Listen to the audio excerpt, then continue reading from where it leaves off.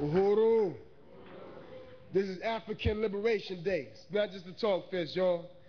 So I'm gonna be presenting on the International People's Democratic Uhuru Movement, which is the mass organization for the African People's Socialist Party. And InPDUM, our slogan is self-determination is the highest expression of democracy. But one thing that we recognize right now in the world is that the road to self-determination got to be paved with resistance, revolutionary resistance.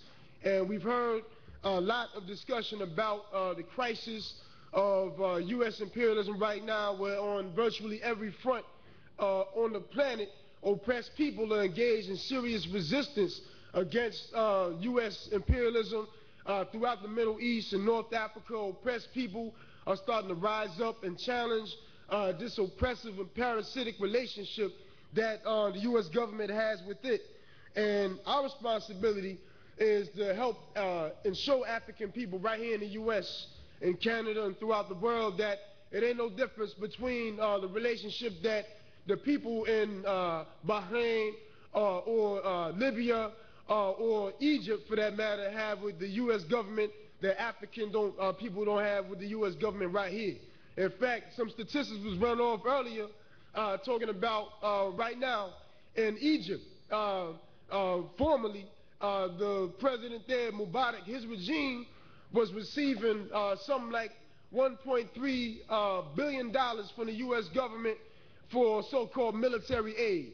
And that's the same military that we saw functioning as the people were rising up, demanding a government that represents the real democratic aspirations of the people. That same $1.3 billion that was going to the neo-colonial military was used to crush or attempt to crush the resistance of the people right there in Egypt. But we come right here to places like D.C. or Philadelphia, where the same process is carried out, where in Philly $1.1 billion are being spent on the police right now. And that's not even a country, that's one city alone where $1.1 billion are being spent on the police containment of the African community. And we're saying that every reason that the people in Egypt rose up against the neo-colonial government of Mubarak and in Egypt and throughout their region, that's the same reason why African people right here in D.C. and Philadelphia and throughout this country need to rise up against Barack Obama, against Michael Nutter, against the Sheila Dixon and other neo-colonial forces that work in the service of white power right here. So, but that's not going to happen by itself, and that's the responsibility of the International People's Democratic Uhuru Movement to build real resistance against this relationship that we have with the U.S. government right here. And but we understand more than anything that the resistance has got to be organized. So many of you, how many attended InPDUM's national convention held in February? So that was a very significant convention, because not only were we won to the idea and the need for us to lead the resistance, but we also internalized the need to build real organizational capacity. Because it's one thing, in fact, the people, we know the people are going to fight. All the time we reading more and more headlines about resistance going down in the African community. We've seen it in St. Petersburg, Florida, in the Hydra Lacey's and the Lindsays, the Nicholas Lindsays. We saw it in Detroit, Michigan. We're seeing resistance happening throughout the U.S. against colonial occupation. And a lot of it we don't even read about or see in the media, but we know that the people are fighting back. But we also know that resistance in isolation and as an individual, that's not going to cut it. We know that the only real way that we're going to win power in our own hands is through building real organizational capacity, And that's part of what InPDUM's task is as well, not only within the U.S., but on a national level and international level. We know that the resistance that we involved in right here in the U.S. has a necessary relationship with the resistance going on throughout the world, where imagine a situation where in Afghanistan, where oppressed people is fighting against U.S. colonial occupation, a situation in Egypt or in Libya, etc., where the U.S. government is deploying forces left and right just to put down resistance right there. But imagine if there was a strong, vibrant struggle for black power being waged right here within U.S. borders. So we know, but that's the type of thing that needs coordination, ideological and organizational leadership, and that's part of what InPDUM has responsibility to carry out and to bring to the people. So since the last convention, InPDUM, we have been, as the newly elected International Executive Committee, our struggle has been to actually restore organizational capacity within the organization. That means to actually build a functioning International Executive Committee where we have forces in front of the organization who are responsible for making sure that all the different components of the work that need to happen are happening in the way they should. So at this time, I want to recognize members of our International Executive Committee who are making that struggle right now. With us, we have Comrade Victory Allah, who is our new membership coordinator. We got Sister Comrade Natasha Butler, who is our International Secretary. We have with us also Baye Moy, our treasurer, and Rich Piedrahita. And these forces are responsible for leading the different components of the work. And I want to take the time to just help people understand some of the struggles that we're making to carry out the work. You may have received the flyer here. On one side is a promotional ad for the Burner Spear newspaper, and on the other side is the promotion for African Resistance Now, which is one of the projects coming out of our Information and Education Department. African Resistance Now is a radio and TV show put out by InPDUM and our Info Ed Committee, and the goal of the show is to actually provide political education to the masses of our people, including our membership and our support base. Because one thing that we know is that we got to bring ideology and ideological and theoretical education to the people, but also we want to be able to provide that training to our forces as well so that they understand how to be inside organization. So this is one thing that we struggling to accomplish through the radio show African Resistance Now. We also have released this pamphlet here entitled Africans Have a Right to Resist, which is the war report that came out since the convention inside it, and we want to encourage people to buy a copy. You can get one for $1.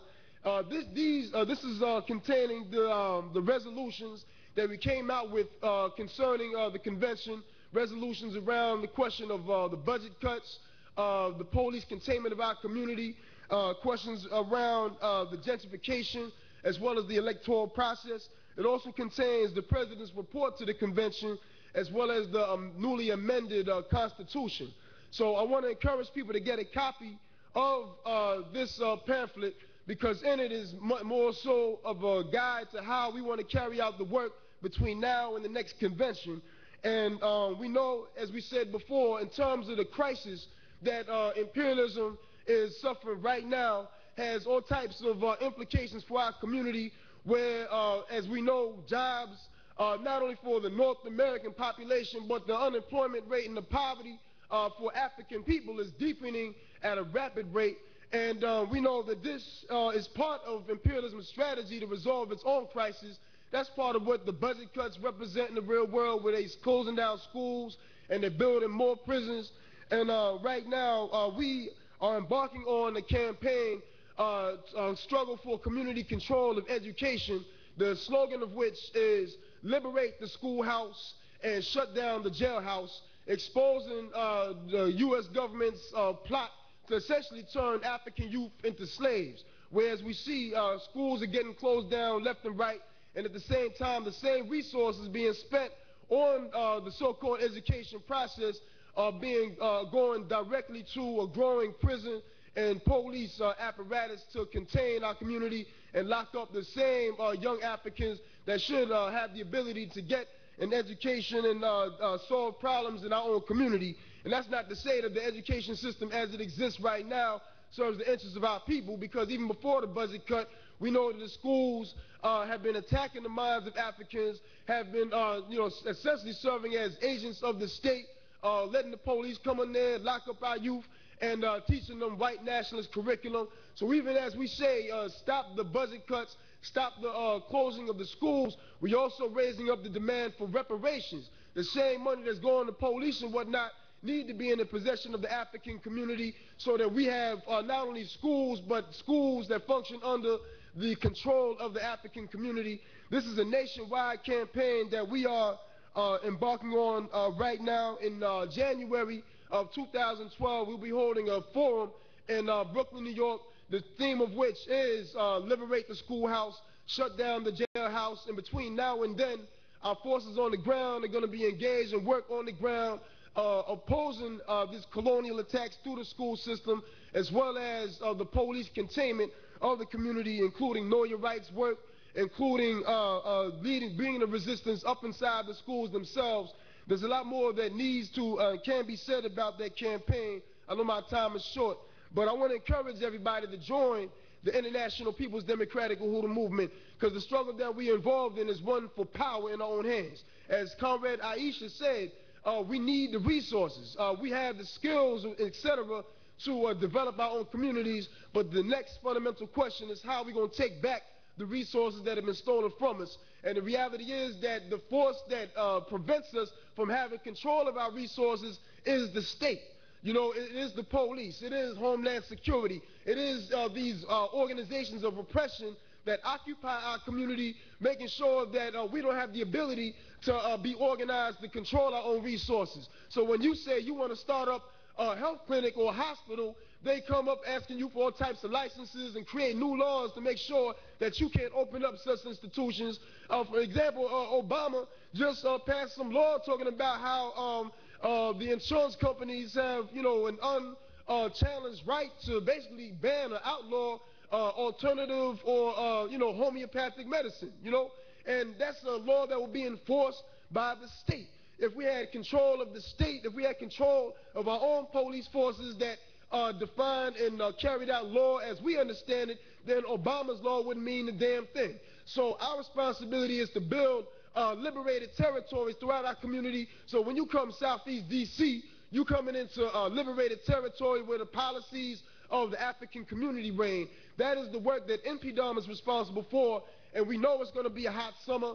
Many of us going down to St. Pete to participate in the Uhuru Summer Project, where class struggle is sharp right there, and we want through that process to achieve the organizational skills necessary to go back to where we came from and start carrying out that work on the ground in the various areas that we are part of. But again, the struggle that we're talking about when we say self-determination, we're talking about black power. We're talking about power over our own lives and in our own hands, and that's what real freedom means. So if you want to learn more about the work that we involved in and campaigns that we plan to carry out, please come see Comrade Victory at our membership table. You can learn more about how you can get involved. Membership is only $35 a year. A standard membership is only $35 a year. In exchange for that $35, you get not only a membership card, but you can run around saying that you are an official member of the International People's Democratic Uhuru movement, the same organization that called Obama out before anybody else out here did. We was on the front line leading on that question. The same organization that is leading the community in St. Petersburg, Florida, making it necessary for the state to come down the way they did and exposing colonialism to its very core. So we want organizers. We want for people to come out and participate in that work, build a branch where you at. You can learn how to do that by coming to see our membership table. Uhuru.